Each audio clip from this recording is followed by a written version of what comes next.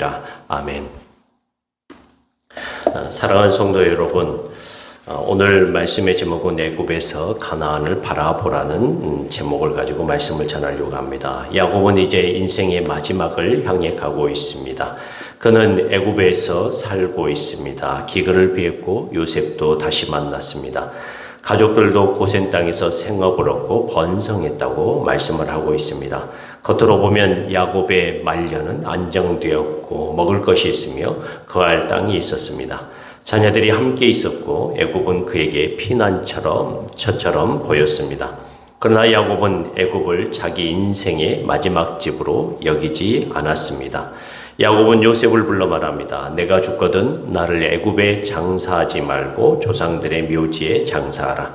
이 말은 단순한 장래 부탁이 아닙니다. 이것은 야곱의 마지막 신앙 고백입니다.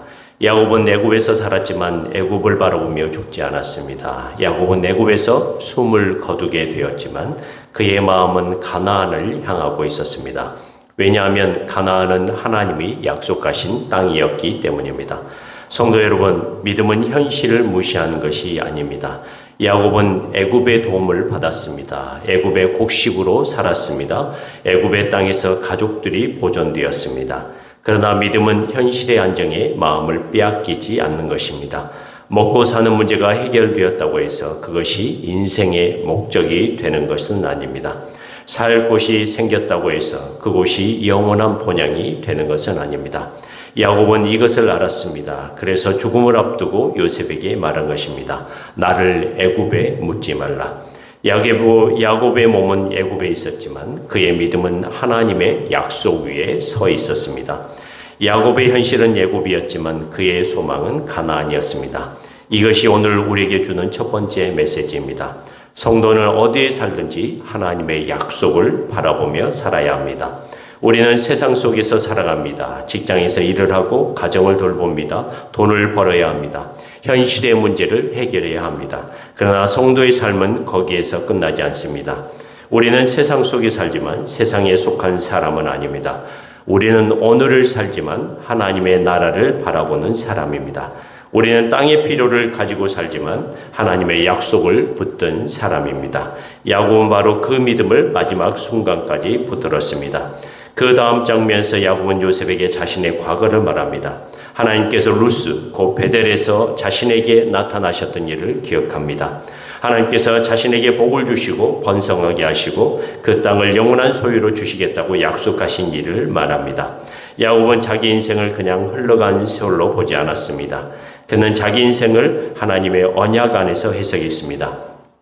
그에게는 험악한 세월이 있었고 속임을 당한 세월도 있었고 도망자의 시간도 있었으며 사랑하는 아이를 잃은 아픔도 있었습니다.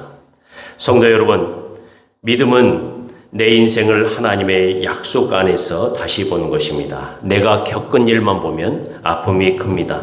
내가 잃은 것만 보면 후회가 큽니다. 내가 당한 일만 보면 마음이 무너집니다. 그러나 하나님의 약속 안에서 보면 인생의 해석이 달라집니다. 하나님은 야곱의 흔들리는 인생 속에서도 언약을 붙들고 계셨습니다. 하나님은 요셉이 사라진 것처럼 보일 때도 언약을 이루고 계셨습니다. 하나님은 애굽이라는 낯선 땅에서도 자기의 백성을 보존하고 계셨습니다. 그러므로 우리의 삶을, 내 인생을 내 상처로만 해석하지 않고 내 인생을 내 실패로만 보지 않고 하나님의 약속 안에서 보는 우리가 되어야 하겠습니다. 그리고 야곱은 한 걸음 더 나갑니다. 그는 요셉의 두 아들 에브라임과 므낫세를 자기 아들로 삼겠다고 말합니다. 이것은 단순히 손자들을 사랑한다는 말이 아닙니다. 그들을 언약의 상속자로 세우겠다는 뜻입니다. 에브라임과 므낫세는 애굽에서 태어났습니다. 애굽의 문화 속에서 자랐습니다. 그러나 야곱은 그들을 애굽의 아이들로만 두지 않았습니다. 그들을 하나님의 언약 안으로 부릅니다. 이것이 야곱이 다음 세대에게 남긴 유산입니다. 돈보다 큰 유산이 있습니다. 땅보다 큰 유산이 있습니다. 성공보다 큰 유산이 있습니다. 그것은 하나님의 약속을 붙드는 믿음입니다.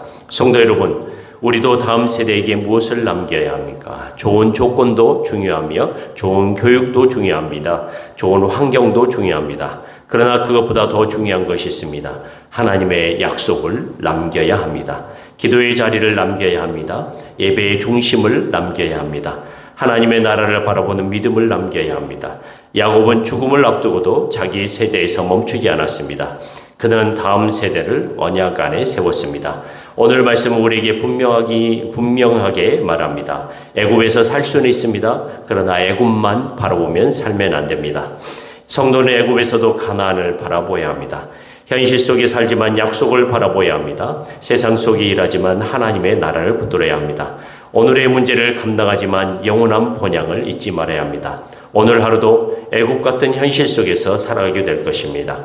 해야 할 일이 있습니다. 감당해야 할 책임이 있습니다. 해결해야 할 문제도 있습니다. 그러나 그 현실 가운데서 가나안을 바라보시기 바랍니다. 하나님의 약속을 바라보시기 바랍니다. 우리의 인생을 붙드시는 하나님을 바라보시기 바랍니다. 야곱의 마지막 고백이 우리의 고백이 되기를 바랍니다. 나는 애굽에 묶인 사람이 아닙니다. 나는 하나님의 약속에 속한 사람입니다. 나는 현실 속에 살지만 하나님의 나라를 바라보며 살아야 합니다. 우리 자신과 우리의 가정과 다음 세대가 언약 안에 서는 그러한 가정이 되게 해달라고 기도하며 나가는 우리가 되길 주님의 이름으로 간절히 축원합니다. 기도하겠습니다. 하나님 아버지, 우리의 몸은 현실 속에 있지만 우리의 마음은 하나님의 약속을 바라보게 하옵소서. 애굽의 안정에 안주하지 않게 하시고 가나안을 바라보는 믿음을 주옵소서. 우리의 인생을 상처와 후회로만 해석하지 않게 하시고 하나님의 언약 안에서 보게 하옵소서. 우리와 우리의 다음 세대가 하나님의 약속 안에 굳게 서게 하옵소서. 우리 주 예수 그리스도의 이름으로 간절히 기도합니다.